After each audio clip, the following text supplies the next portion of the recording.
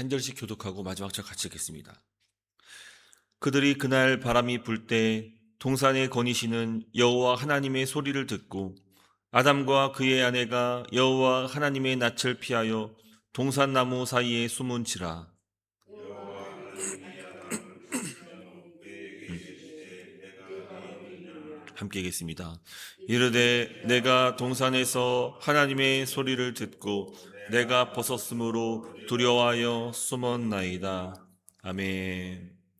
할렐루야. 오늘 이 새벽에 나오신 여러분들을 환영하고 축복합니다. 우리 박재동 장로님, 문혜남 권사님, 우리 한국 잘 다녀오셨습니까? 우리 이렇게 수술 잘 마치시고 또 회복하셔서 이렇게 건강한 모습으로 이렇게 뵙게 되니까 참으로 반갑고 기쁩니다. 우리 이곳에 머무는 동안에도 우리 하나 탈 없이 깨끗하게 완치돼서 우리 건강한 모습으로 또 함께 이 귀한 부르심 잘 감당할 수 있기를 바랍니다. 오늘 말씀 보면은 하나님께서 그 범죄한 인간을 찾아오십니다. 그들이 그날 바람이 불 때 동산에 거니시는 여호와 하나님의 소리를 듣고, 분명히 이전에도 하나님께서는 이 동산을 거니셨는데 이날만큼은 특별했습니다. 왜냐하면은 그전까지만 해도 하나님께서 오시는 소리가 반가운 소리였지만 이날만큼은 세상에서 가장 두려운 소리였기 때문입니다. 같은 그 하나님의 임재인데도 사람은 그 마음이 완전히 바뀌게 되었습니다.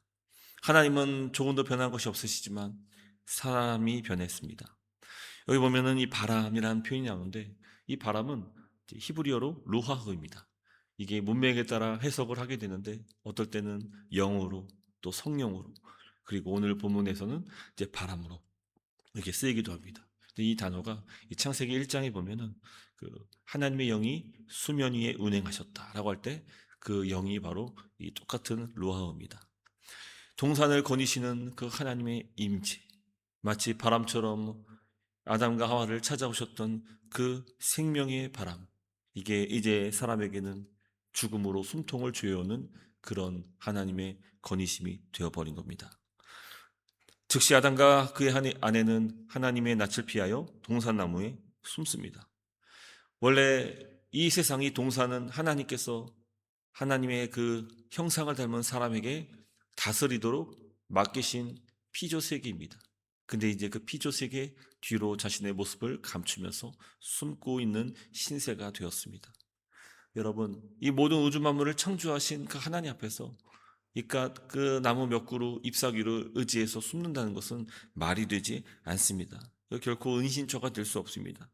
그러나 그들이 고작 할 수 있는 것이 그것뿐임을 이 성경은 그 인간 사람의 비참한 모습을 잘 보여주고 있는 것입니다. 낯을 피하였다. 낯을 피하여 동산나무에 숨었다. 이 낯을 피하여라는 표현이 이 성경 곳곳에 나오는데 가장 먼저는 그 가인이 아벨을 죽인 후에 여호와 앞을 떠났고 그때 낯을 피하고 또 요나가 니느웨로 가라는 하나님 명령을 무시한 채 낯을 피하여 다시스로 도망을 갑니다. 즉 하나님 앞에서 범죄한 그 주의 뜻에 순종하지 못한 그 사람들의 반응은 항상 똑같습니다. 그의 낯을 피해 숨는 것이죠. 얼굴을 피해 숨고 자기만의 은신처로 들어가 버리고 나오지 않는 겁니다. 하지만 시편 139편 말씀은 이렇게 얘기합니다. 내가 주의 영을 떠나 어디로 가며 주의 앞에서 어디로 피하리까? 그렇죠. 결코 하나님의 낯을 피하여서 그 인간은 어디도 갈 수 없는 그런 신세임을 우리 오늘 본문을 통해서도 알 수 있는 것입니다. 하나님은 아담을 정면으로 찾아오셨고 그리고 이렇게 물으십니다. 아담아 내가 어디 있느냐? 네가 어디 있느냐? 하나님께서 아담의 위치를 몰라서 지금 묻고 계십니까? 아닙니다. 하나님은 다 아십니다. 모를 리가 없으십니다. 하나님께서 다시금 아담이 스스로 하나님 앞에 나올 수 있음을 또 바라면서 지금 찾고 계신 것입니다. 사람은 하나님을 피해서 그 관계를 끊어버린 채 완전히 숨어버렸지만 하나님은 그 절박한 그 사람의 그 심정 가운데 자신을 숨기지 아니하시고 찾아오셔서 그를 먼저 부르시는 것입니다. 그래서 여러분, 이 성경 전체 일관되는 메시지가 하나님은 하나님의 범죄한 그 사람들을 향해서 심판하시지만 그러나 심판과 함께 하나님은 늘 찾아오신다는 겁니다. 그분은 이 땅에 그 모든 아담과 하와의 타락 범죄 이후로 그들을 다 없애버릴 수 있었지만 그것은 선하신 하나님의 성품과는 맞지 않는 모습인 것이죠. 하나님은 그 인간의 타락, 그 범죄 이후로 그 하나님은 구원 계획을 만드시고 그를 찾아오시고 그에게 다시 한번 임재하신 것입니다. 아담이 대답합니다. 내가 동산에서 하나님의 소리를 듣고 내가 벗었으므로 두려워하여 숨었나이다. 일시일고 하는 것이죠. 두 가지 반응이죠. 하나는 부끄러웠다. 그리고 또 하나는 무엇입니까? 두려워 숨었다는 겁니다. 그리고 이어지는 하나님의 신문 앞에서 아담은 여자를 핑계대고 또 여자는 뱀에게 책임을 전가합니다.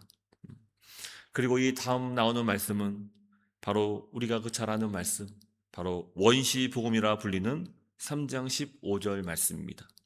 여자의 후손이 뱀의 머리를 상하게 할 것이라는 그 약속의 말씀인 것이죠. 우리 이번 주 주일 설교 본문이 3장 15절이기도 한데 이 심판을 선언하시는 그 자리에서 하나님은 동시에 구원의 실마리를 남겨두셨습니다. 그리고 오늘 본문의 부르심은 그 약속의 가장 첫 걸음이기도 합니다. 하나님은 아담을 찾으셨고 그를 먼저 부르셨습니다. 그리고 먼저 정죄한 것이 아니라 아담아 내가 어디 있느냐?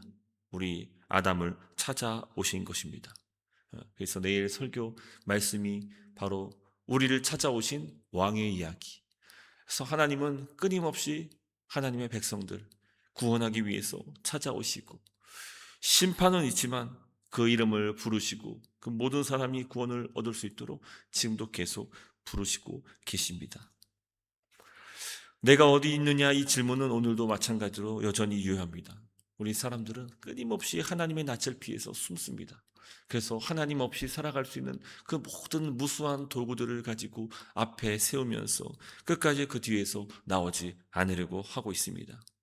하지만 하나님은 숨어버리는 사람과 달리 언제나 자신을 드러내시며 그리고 찾아 나서시는 분이십니다.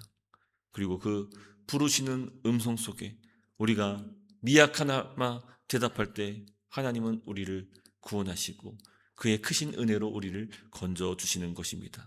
그렇게 우리는 하나님의 자녀, 하나님의 백성으로 지금 이 자리에 있게 된 것입니다. 말씀 뵙도록 하겠습니다. 오늘 본문은 사람은 숨는다. 하지만 하나님은 찾아오신다. 라는 말씀을 우리에게 증거하고 있습니다. 어쩌면 한 주 동안 우리가 각자 삶에 너무 또 마음 쓰고 또 지치다 보니까 때로는 하나님 앞에서 숨어버리는 그런 모습도 있을 수도 있을 것입니다. 그러나 내일은 또 거룩한 주일입니다. 여전히 우리를 찾아오시는 그 하나님의 임재가 이 예배를 통해서 우리 가운데에 만연히 나타나게 될 것입니다. 그 자리 속에 우리 초청받은 모든 주의 백성들이 함께 마음을 같이 하면서 예배하며 그 모든 풍성하신 하나님의 임재, 그 은혜를 누릴 수 있는 그런 저와 여러분 될 수 있기를 주님 이름으로 축원합니다. 우리 말씀을 붙잡고 기도했으면 좋겠습니다.